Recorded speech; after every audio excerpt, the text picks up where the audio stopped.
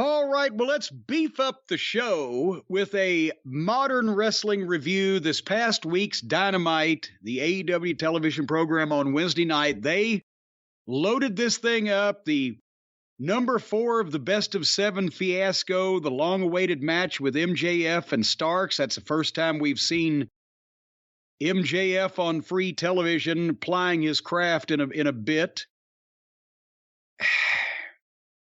We kind of said this a couple of weeks ago. Previously, every best of 7 match has been in the main event position or later in the show. And we said, when do you think these brain surgeons are going to figure this out, that the most watched part of the program is going to be the first segment because they've still got the Big Bang Theory's viewers, and a years-old sitcom repeat draws more viewers than the wrestling program does in prime time. But when are they going to figure this out and put themselves on first? And that's exactly what they did. This time, straight out of the gate. Well, the first thing you saw was the masked moron. It's the first voice you hear and the first thing you see sitting at that desk, and it makes this thing look like a fan cam pretend TV show where the guys in the neighborhood said, hey, let's do a wrestling program. But nevertheless, they started out with the Bermuda Triangle versus the Buckaroos. And all I could think of, the Briscoes and FTR have the 3 best tag team matches of the entire year in every promotion in the world. And we get this 7 times on national television. So if you've seen one of these, you've seen them all. Did you watch it? Did they do anything different than they normally do? I think they kind of did. You're going to go nuts or you're not going to like this, but I think this was the best of their matches in this series so far, and they did something different. While doing one of their nonsensical flips, Nick Jackson... He hurts his ankle, disappears for the match, and the crowd is dead silent. They don't know how to react. Are we still supposed to cheer all the fantastic flips? Or should we be concerned that this guy who flips just hurt his foot? We don't know. And then he came back. So I at least like there was a story in the match. And proved that he didn't hurt the ankle. And then they hit the ankle with the hammer. But in the middle of the match, I think it was in the middle of the match. And if I'm wrong on this, it was in the middle of a different match. But I think it may have been in the middle of this match. But one of the commentators said, well, Tony Khan has just decided match 5 will have this stipulation, and then match 6 will have this stipulation, and if we go to match 7, it will have this stipulation. No, that was later on in the show. Oh, okay. That was not during this match. No, later. You're jumping ahead, but I don't blame you for not remembering, because we've already kind of stooged it. Basically, since the Bermuda Triangle uses the hammer again and hits Balding Buck in his bad ankle and they beat him, then Kenny Olivier decides to emote on the microphone, and he gets the microphone at 20 minutes of this match, by the way.